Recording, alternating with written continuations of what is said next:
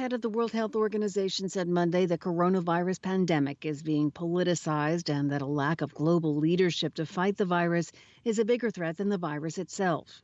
WHO Director General Tedros Adhanom Ghebreyesus said on Monday during a video conference for the Dubai-based World Government Summit that the greatest threat the world faces is, in his words, the lack of global solidarity and global leadership. Tedros did not say specifically who he thought was politicizing the pandemic. He said Monday the world reported a jump of 183,000 new confirmed COVID-19 cases on Sunday, the largest single-day increase recorded since the pandemic began.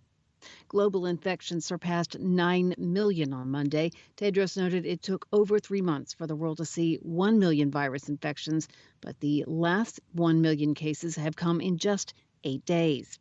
WHO officials have said for weeks that the focus of the outbreak is in the Americas, and the numbers from Sunday show a one-day rise of more than 116,000 cases in that region. Brazil led with nearly 55,000 new cases, followed by the United States with more than 36,000 and India with about 15,000 new cases. More than a dozen U.S. states are seeing rising case numbers. In New York, however, once the epicenter of the U.S. outbreak, cases have leveled off. Monday marked an opening of more businesses. President Donald Trump has said repeatedly he believes the number of confirmed cases in the United States, which leads the world with more than 2.2 million, is the result of a widespread testing effort, making it look like the nation has more cases than other nations. You can find more on this and other stories at our website, voanews.com. This is VOA News. Outdoor clothing giant Patagonia has joined two of its competitors in announcing that it will pause all advertisements on Facebook and Facebook-owned Instagram for at least the month of July, criticizing Facebook's handling of controversial speech.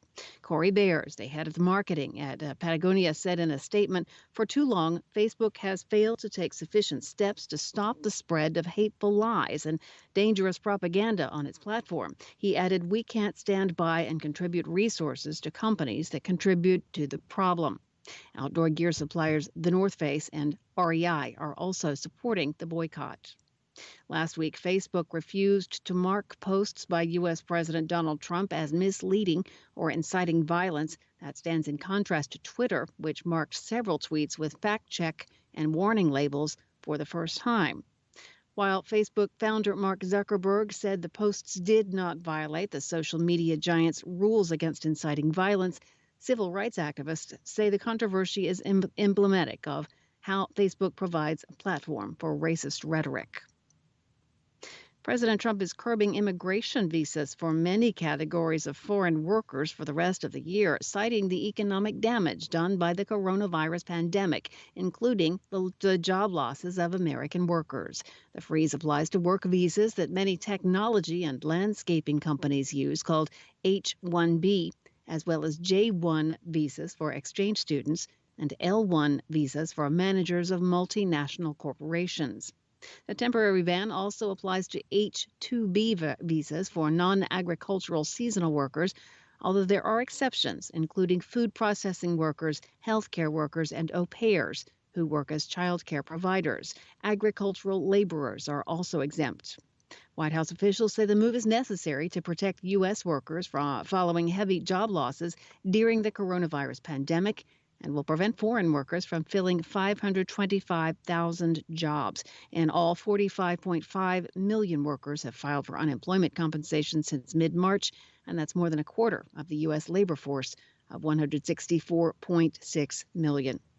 U.S. lawmakers will attempt to pass two police reform bills this week. The Senate will likely tackle a Republican proposal on Wednesday, while the House of Representatives is set to tackle a Democratic measure on Thursday. Both are attempts to respond to weeks of historic nationwide protests over the May 25th death of George Floyd in Minneapolis, Minnesota, who died while in police custody.